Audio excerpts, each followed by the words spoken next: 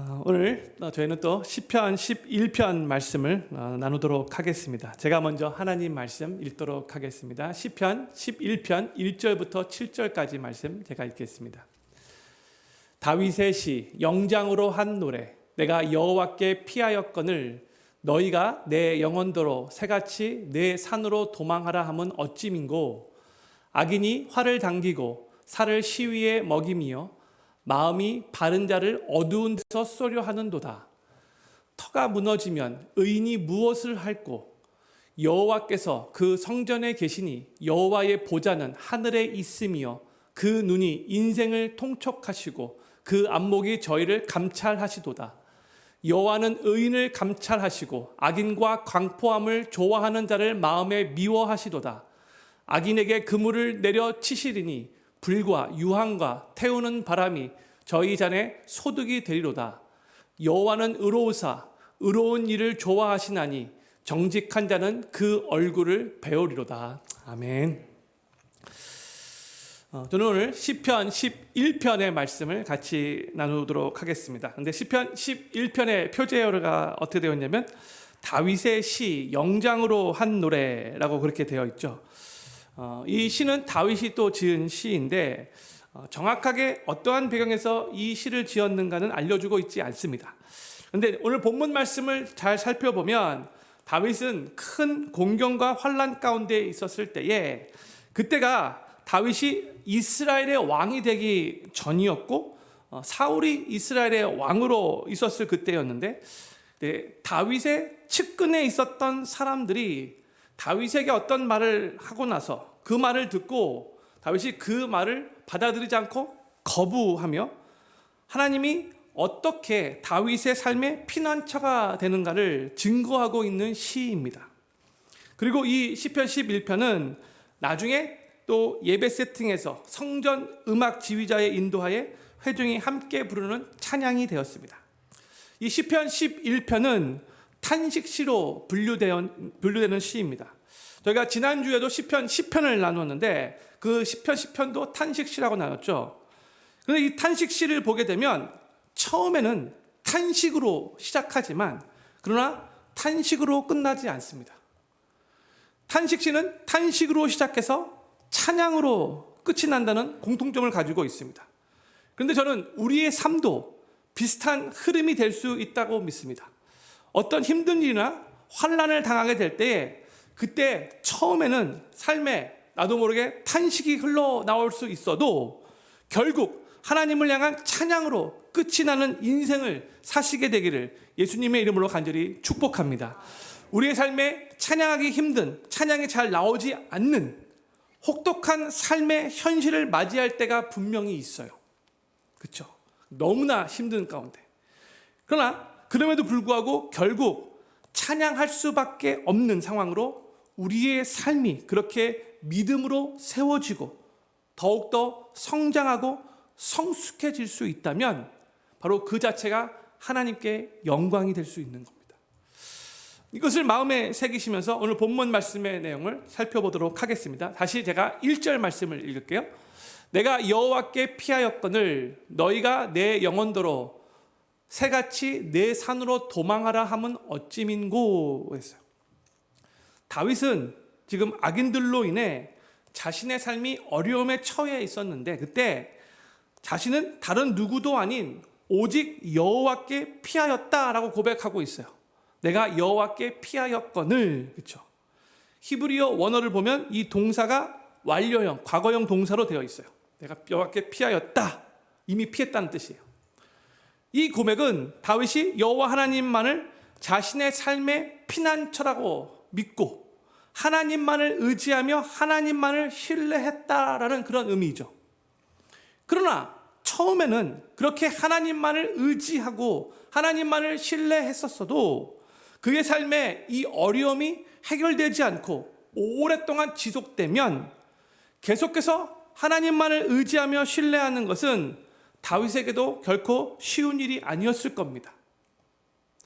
그런데 바로 그런 상황에서 누군가가 다윗에게 여호와께 피하는 것만이 해결책이 아니니까 너는 새같이 너의 산으로 도망하라 라고 권유했다고 합니다. 여기서 나오는 누가 이 말을 했는데, 이 누군가는 오늘 본문 말씀의 문맥을 잘 살펴보면 다윗의 측근에 있었던 사람들이라고 그렇게 학자들이 추정합니다.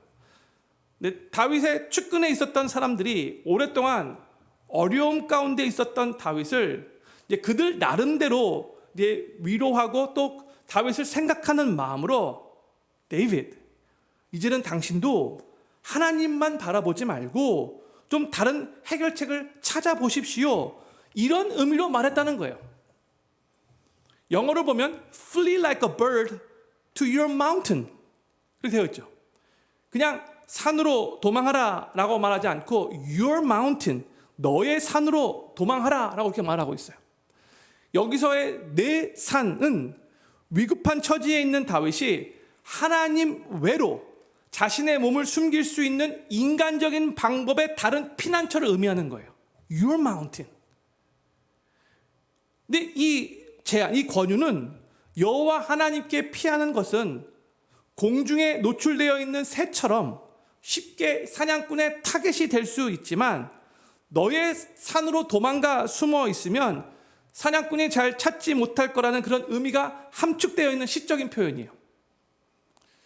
근데 이 제안은 다윗을 대적하는 대적들이 말한 제안이 아니에요.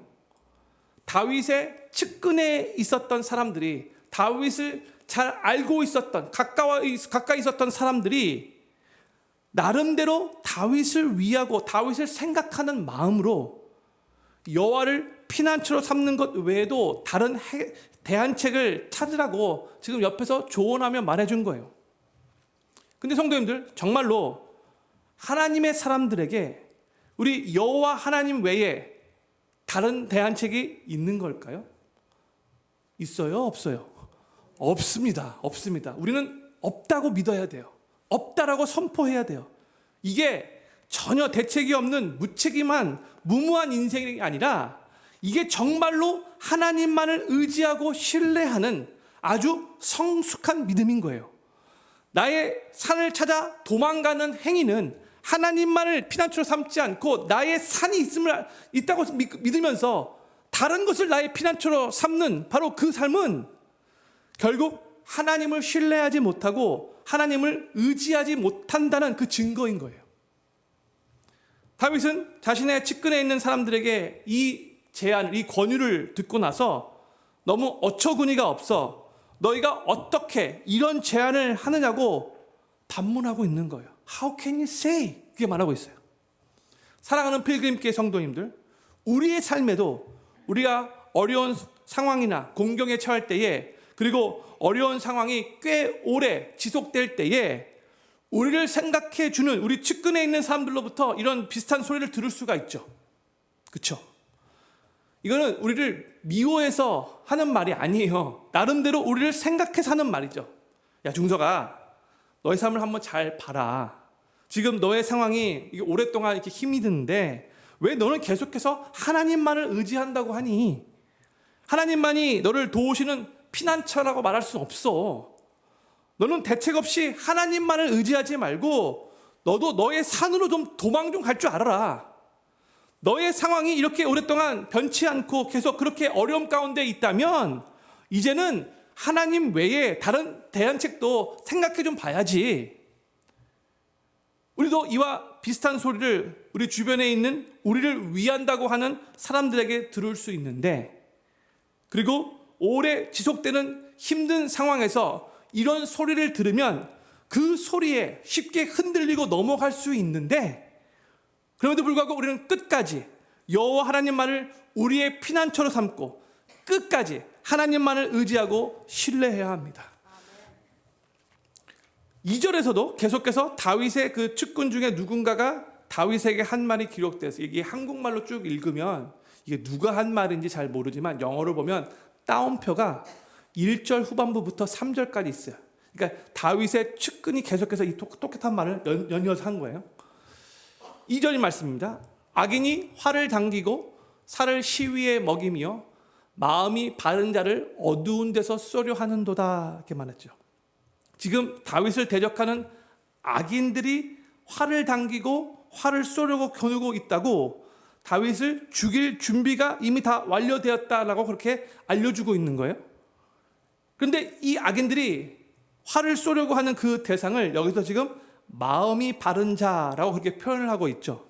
그러니까 이 시편 저자인 다윗이 지금 마음이 바른 상태에 있다는 것을 알려주고 있는 거예요. 그러니까 이 말은 지금 다윗이 아무런 잘못이 없었음에도 불구하고 악인들에 의해서 쫓김을 당하고 있고 계속해서 위협을 당하고 있다는 것을 지금 이런 식으로 알려주고 있는 거예요.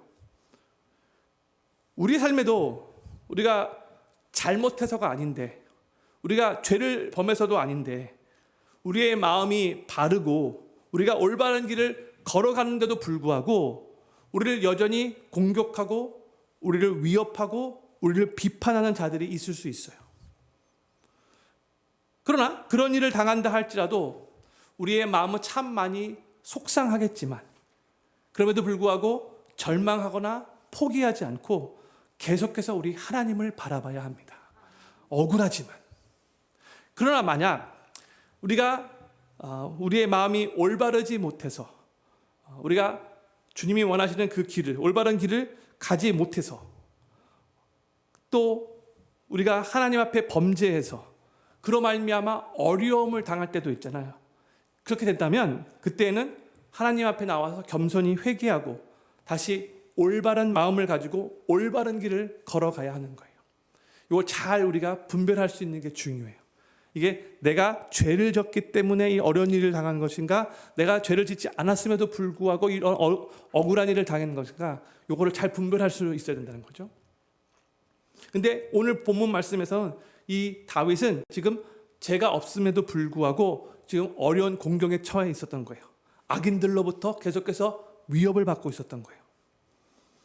또 3절에서 계속 다윗의 측근 중에 누군가가 계속해서 다윗에게 이런 말을 합니다. 3절 말씀이요. 터가 무너지면 의인이 무엇을 할꼬? 그렇게 말을 하고 있어요. 질문형이죠. 여기서의 터는 영어로 보면 foundations인데 히브리어로 보면 샤타라고 되어 있어요. 그러니까 이 말은요, 국가의 기강, 곧 법률과 질서 등 나라의 기준들을 의미하는 단어입니다. 근데 지금 다윗의 측근들이 다윗에게 하는 말이 뭐냐면 이 국가의 법률과 질서와 공의가 지금 완전히 무너져버린 그런 상태인데 이런 상황이니까 하나님의 뜻대로 올바르게 살려고 하는 의인들이 고통을 받고 있는 겁니다. 그러니까 지금 이런 상황에서는 의인들이 할 수 있는 일이 없습니다. 이런 식으로 다윗에게 말했다는 거예요. 다윗의 측근 사람들이.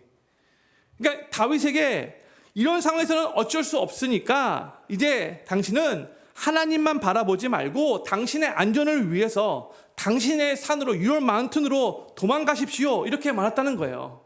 지금 나라가 돼가는 꼴 좀 보십시오. 이렇게 엉망인데 그 상황 속에서도 어떻게 계속해서 하나님만 바라보겠습니까? 어쩔 수 없는 상황입니다. 이런 말 했다는 거죠.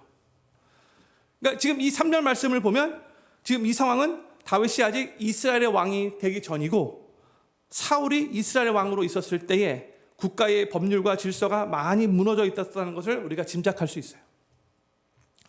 다윗이 자신의 측근에 있는 사람들로부터 이제 1절 후반부부터 3절까지의 이런 권유를, 이런 제안을 들었지만 다윗은 그 측근들의 그 권유를 전혀 받아들이지 않고 거부했어요.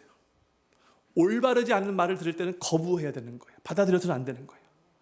우리도 어떠한 상황 속에서도 다윗과 같이 끝까지 우리 하나님만을 피난처로 삼고 우리 하나님만을 의지하기로 결심해야 합니다.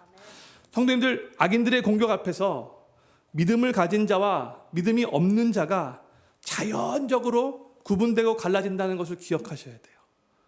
평상시에는 몰라요.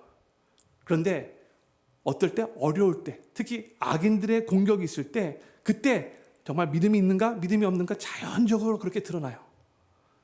그리고 끝까지 우리가 믿음을 붙잡고 하나님이 기뻐하시는 결정 내리도록 노력해야 돼요.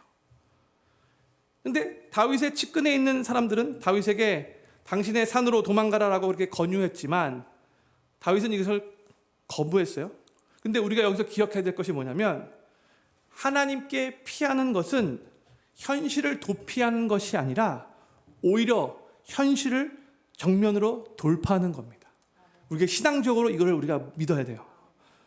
세상이 악인들이 작정하고 우리를 막 헐타임 주려고 막 쫓아오면 현실적으로 피할 때가 많이 있을 거라고 우리가 생각이 들겠지만 사실 하나님의 사람들인 우리는요 아무데도 피할 데가 없어요. 그럴 때 우리는 정말 하나님께 피함으로 정면 돌파를 해야 되는 거예요. 저는 필그림교회 모든 성도님들이 오랫동안 잘 이해가 되지 않는 그 어려움 속에서도 끝까지 하나님만을 피난처 삼으시고 하나님만을 의지하고 신뢰하심으로 그 어려움을 정면으로 잘 돌파하실 수 있게 되기를 우리 구주 예수님의 이름으로 간절히 축원합니다. 이제 4절부터 6절까지의 말씀은 다윗의 측근들을 향하여 다윗이 그들에게 응답한 내용이 기록되어 있어요.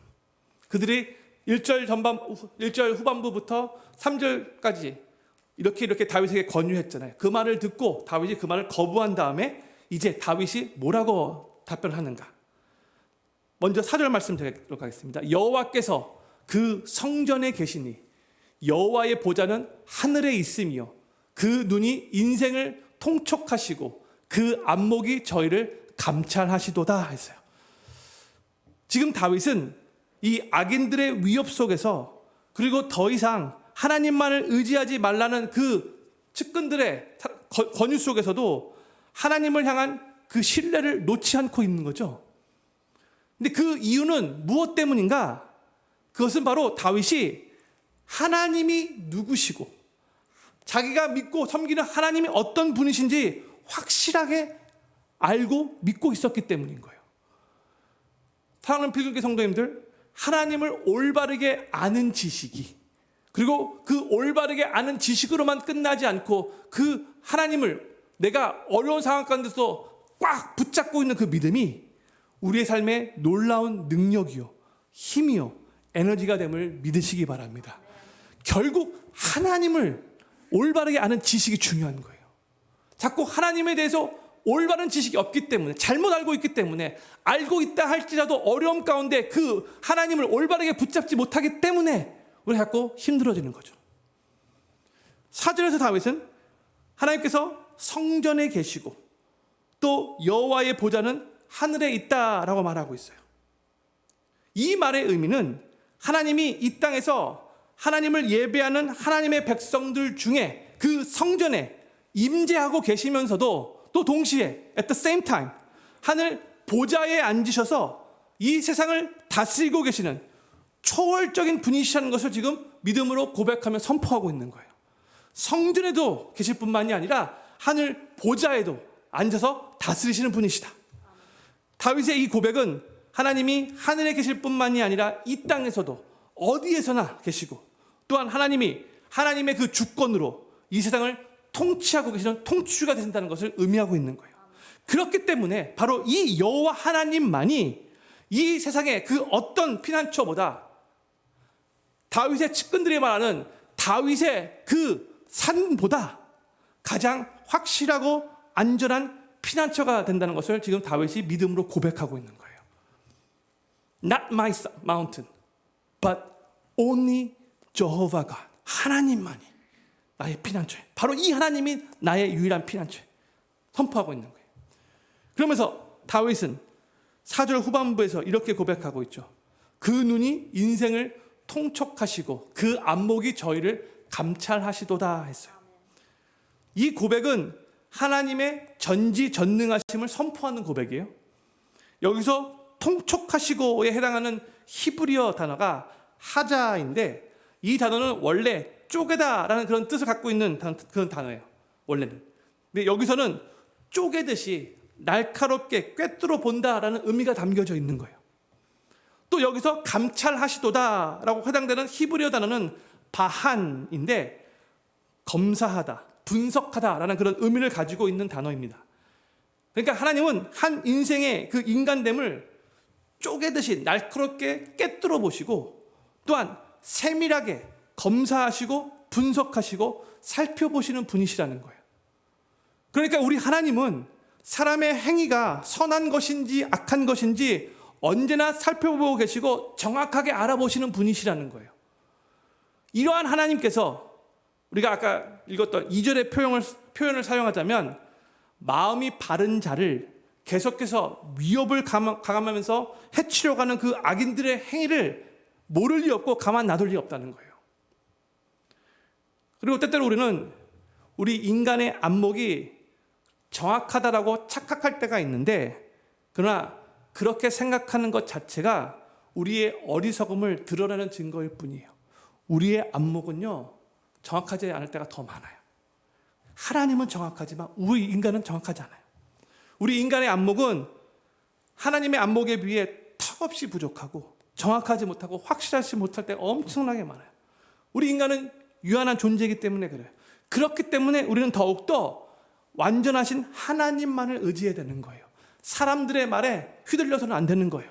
하나님이 나의 삶의 유일한 피난처가 되십니다. 이것을 고백하면서 하나님께만 피해야 된다는 거예요. 그러면서 하나님은 이제 5절에서 이렇게 정확하게 인생을 살펴보시는 하나님께서 인생을 어떻게 바라보고 계시는가를 우리들에게 말해요. 5절 말씀 볼게요. 여호와는 의인을 감찰하시고 악인과 강포함을 좋아하는 자를 마음에 미워하시도다. 여기서 여호와는 의인을 감찰하신다라고 말씀하고 있죠. 여기서 또 감찰하신다라는 그런 말이 나왔는데 5절에서 나오는 이 하나님이 의를 감찰하신다는 그 의미와 아까 4절에서 말한 하나님이 인생을 감찰하신다는 말의 의미는 약간 다른 의미가 있다는 것을 우리가 알아야 돼요. 여기 5절에서 하나님이 의를 감찰하신다라는 이 말은 하나님께서 의인을 세심하게 돌보고 계신다, 그런 의미인 거예요. 아까 인생을 감찰하신다, 그 행위를 정확하게 꿰뚫어 보신다, 그런 의미였지만 지금 여기서는 의인을 세밀하게 하나님께서 감찰하시며 돌보고 계신다는 거예요. 그리고 5절 후반부에서는 하나님이 악인과 강포함을 좋아하는 자를 미워하신다라고 이렇게 말씀하고 있죠.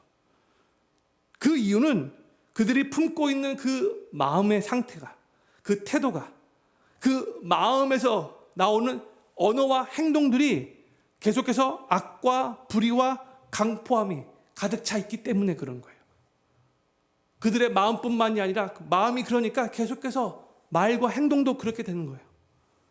여기서 우리는 우리 하나님이 의와 정직과 정의를 기뻐하시는 분이시라는 것을 다시 한번 발견할 수 있어요. 마음을, 악인과 강포함을 좋아하는 자를 마음에 미워하시는 분이세요. 하나님은 거룩하신 하나님이에요. 의로우신 하나님이세요. 정의를 기뻐하시는 하나님이세요. 그런 의미에서 우리는 항상 우리를 정확하게 의롭게 감찰하시는 우리 주님의 시선을 늘 기억하고 있어야 돼요.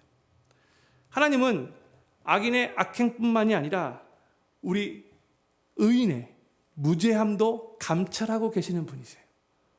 그렇기 때문에 의인에게는 하나님의 감찰하시는 눈이 부담스러운 그 감시 카메라가 아니라 도리어 억울함을 풀어주는 증거물이 되는 거예요. 그렇죠?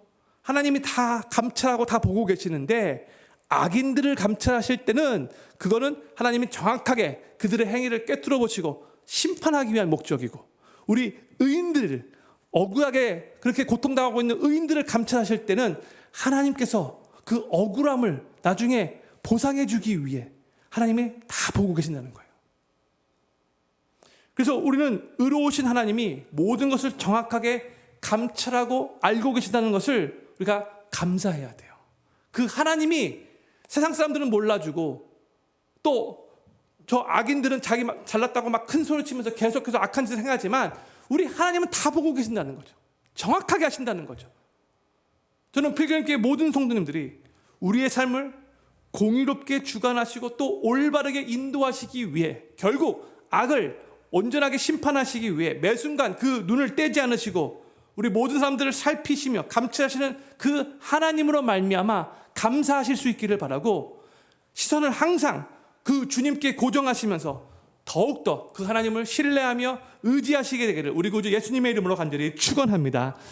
이제 6절에서는 악인을 향한 하나님의 심판에 대해서 우리에게 말해줍니다. 6절 말씀 볼게요.